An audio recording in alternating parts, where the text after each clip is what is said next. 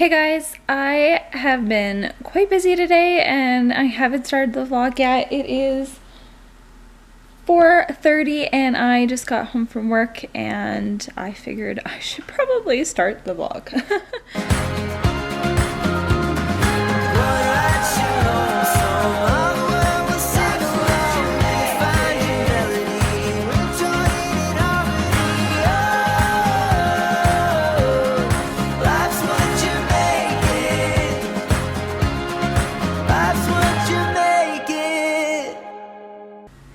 So yesterday we had our kind of info meeting with the adoption agency, and we kind of picked her brain and basically asked like 3 million questions, and I even brought a notebook and like wrote things down. I probably look like such a nerd, but I wanted to make sure that I was getting as much information as I could.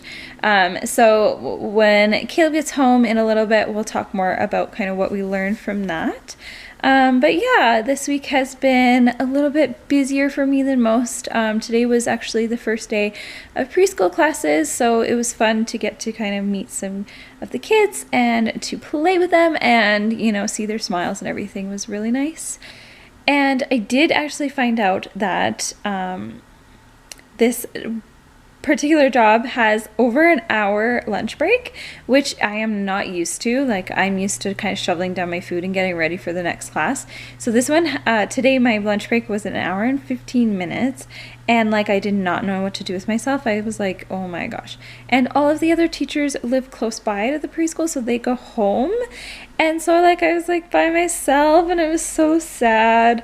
So I like went to Starbucks, but I can't do that every day because that's too pricey, but I'm gonna have to figure out what to do. I think I'll probably maybe like bring my laptop and edit the vlogs maybe on my lunch break. I don't know. This is a whole new like world that I have to figure out. I love you. Did you miss me today? Did you miss me? Did you miss me today? Did you know, baby, that we're gonna go away for the weekend? We have a wedding to go to and your Auntie Sarah is gonna take care of you. You love her. Oh. Yeah, so this weekend we have a wedding to go to, and it is actually not nearby, so we have to drive a little ways. It is in BC. I know a lot of you who watch are from other countries than Canada, but if you don't know, it's British Columbia, and it's just one province over from where we are. It's a really beautiful area actually, but it's a bit of a drive, so we're gonna stay in like a hotel with Caleb's parents and kind of spend the weekend there. It'll be like a weekend event, and I'm excited. I love weddings and I can't wait to see her dress and everything. That's like one of my favorite parts. So it's going to be good, and it's kind of like a little vacation because we really didn't do a single thing all summer long, mostly because all of our money was going towards the IVF, but also because I always had to be here and in town for appointments and everything else. So this is kind of like a mini vacation, I guess, but not really. But you know, we'll try to make the best of what we have. But yeah, so we can't bring Ellie with us, so she is going to stay home, and it makes me so sad. But my sister is so kind and has agreed to watch over her, and Ellie like adores her. She loves her so much. Like sometimes I get a little jealous because Ellie like makes more of a big deal when my sister comes over than with me, which is funny, but I'm excited for her to kind of spend time with her. And yeah, so that's basically our weekend, but I think we're gonna film some of it and make that a video as well. Hello. I'll be right back. Okay, bye. All right, so we're going to kind of go over what we kind of learned and what we talked about at our adoption information meeting that we had yesterday. Very exciting meeting, very informative, and we'd love to share with you guys. Yeah, so we definitely learned a lot. We were there for quite a while. I felt super bad because she was really nice and stayed late past the closing just to meet with us, and then I had 1.5 million questions. She was very accommodating. She was really nice, and that is really important, you know what I mean? Like just having someone that you feel comfortable talking with is so important, so that was really a positive, I think. So what would you say is like the most important thing? Hey, Put that tongue back. The most important thing, I guess the biggest thing for us, because we're going to be doing fertility treatments at the same time as kind of pursuing the adoption route, we can be put on the wait list, and should Ayla become pregnant, we would be put on hold. Instead of being kicked off. Not kicked off, so that's good. That's different from what we've read from other agencies. So pretty much you're put on hold, and then if you do give birth, then 1 year from then is when you're allowed to be placed back on the list. And there's a few things that are involved with that, and that includes having like a kind of follow-up, renewing your home study. It's about half the price. And also you would maybe have to fill out a couple forms just to update some information if necessary. So it's a little bit easier than what we had initially thought through other agencies, so that was very reassuring. I think that's the biggest thing for us, especially because we are going through fertility treatments and we don't know exactly how things are going to work out. Right. So it's not like an all or nothing. Like we can kind of start the process, and then if we did go forward with the home study and did get on the wait list and then we got pregnant, it's not like we just lost everything. Like we're not like totally back to square one. Yeah. We have to do a couple of things just to like get back to where we were, but it's a lot simpler. The other thing, the reason why he said a whole year after the live birth is just because there's a law in our province in Alberta saying that you cannot adopt and you have to have 12 months in between adoption to adoption or biological child to adoption. You just have to wait 12 months. They don't want you like adopting like every 3 months and just collecting babies, I guess. Pretty much, yeah. So that was good. What else was some of the big things for us? One of the scary things that we found out, we knew that there is that period of time, obviously after the birth mom gives birth, that they have to kind of make their absolute final decision. Yeah. And I thought it was like 48 hours. Yeah, we thought it was 48 hours. And she was like casually saying, she's like, yeah, so they have 10 days. And I was like, 10 days!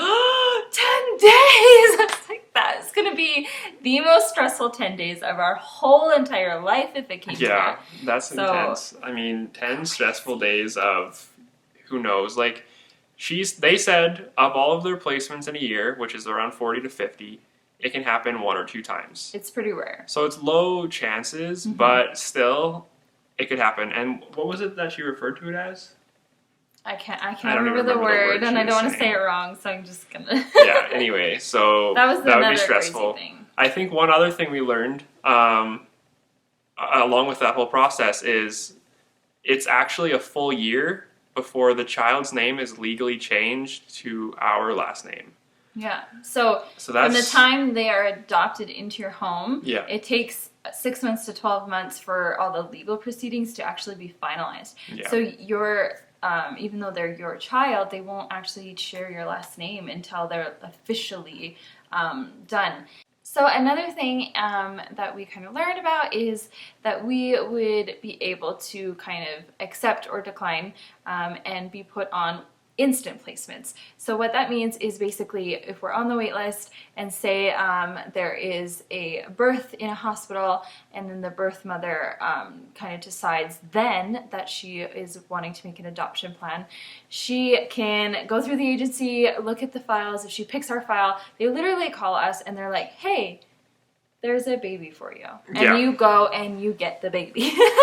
And that's like, that actually, honestly, that excites me so much. That'd thinking about that possibility. Like, surprising, and it's so exciting. You'd be like, oh my gosh, like 1 second you're waking up eating breakfast, the next thing you know, you're on your way to the hospital. And you're already a mom and a dad. That would be so cool. But kind of insane too. But basically, all they require for you to do that, and I think this is so funny, the literal only thing that you have to have is a car seat. Yeah. That's it. You don't have to have any of the other necessities, nursery setup, clothes, nothing. You just have to have a car seat, and then you're good, because that's how you take the baby home, obviously.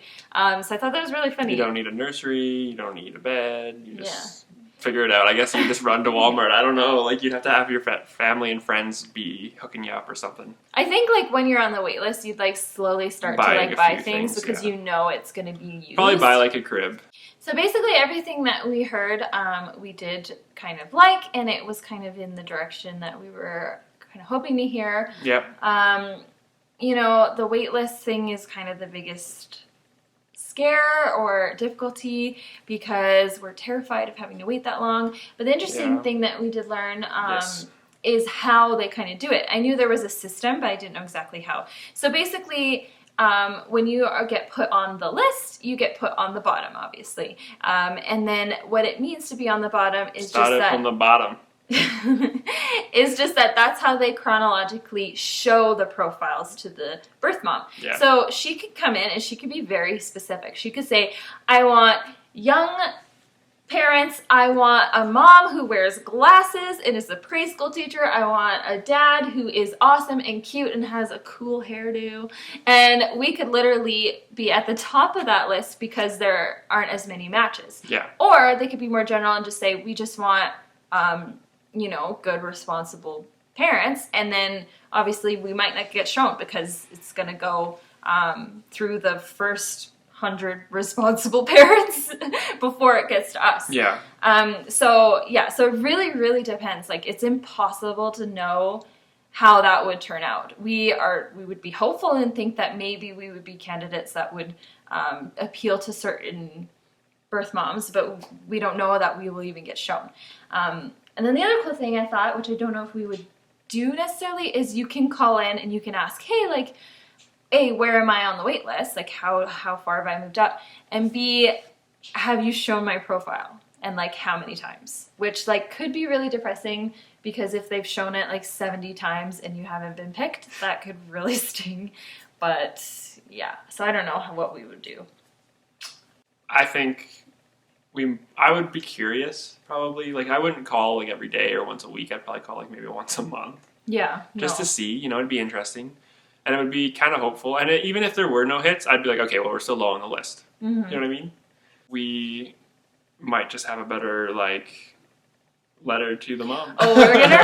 We plan on, if we go through with all of this, we plan on, like, rocking that birth mom letter like nobody's business. Yeah, we're going to write the best one ever. And that's what everyone says, but ours will be killer. And we're going to do what we can to jump the line, if you want to call it that. Well, just show who we are as best as we can through what little, like, means we have. I don't know, like, all of this is exciting. It is very exciting, yes. It's exciting to think of starting that process. We actually, you want to tell them what we booked something? Okay, what did we book? I'm just kidding. Do you forget? No, it's suspense. It's suspense. Okay. Drum roll. Oh my goodness. No, I'm just kidding. It's not that big a deal. So we booked our information session / seminar, and that is in December. Yeah, so that's the big thing. It's 2 days, 2 full days, and it's literally, you get all the information. Once you're done that and the application, then you do your home study. So it's a pretty big step, and we booked it for December just to give us some time with the frozen transfers to kind of figure everything out. Yeah, meet with our doctor at the end of the month and see where things are at. But it's booked, so that's a step, and that's pretty cool. So yeah, the sun is going down on us and it is getting dark. I know you probably noticed some, like, change in lighting because we're trying to kind of pound this out before it goes completely and we wanted to film earlier. We started everything up and the battery was, like, dying, so we had to go charge it and we lost the light. Yeah, but anyways, we just wanted to share with you guys kind of what we learned and that we are a little bit more excited about this route. We aren't for sure doing adoption right now because there's just so much going on in our lives, but at least we are on the right track. Yes, exactly. Learning and figuring things out one day at a time, and I think it makes us feel a lot better about what we're doing and kind of how we want to do things. Yeah, so if you have any kind of experiences that you would like to share, please leave them in the comments down below. Also, any kind of stories or words of encouragement or anything positive, we always welcome on our channel. We love that. If you have not already, please subscribe. Please like this video. Please check out the links down below. All that stuff that literally every YouTuber says ever. All right, guys, thank you so much for watching. We'll see you in our next video. See you guys later. Bye. Bye.